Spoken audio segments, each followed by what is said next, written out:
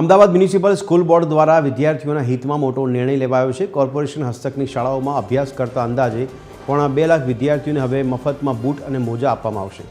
તમામ બાળકોને એક સમાન અને પગની સાઇઝ મુજબ બૂટ અપાશે। બીજી તરફ રાજ્ય સરકારે બોપલ, ઘુમા અને કઠવાડા સહિત કુલ 9 શાળાઓનું સંચાલન પણ હવે સ્કૂલ બોર્ડને સોંપ્યું છે।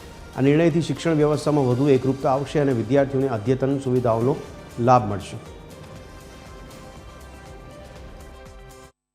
ગાંધીનગર જિલ્લા પંચાયતની 3 પ્રાથમિક શાળા ચિલોડા બારૈયા કુમાર પ્રાથમિક શાળા, ચિલોડા બારૈયા કન્યા પ્રાથમિક શાળા અને ગોપાલનગર પ્રાથમિક શાળા એમ કુલ 9 જેટલી પ્રાથમિક શાળાઓને આપણા અમદાવાદ કોર્પોરેશન અને સ્કૂલ બોર્ડ હસ્તાંતરિત કરવામાં આવી છે।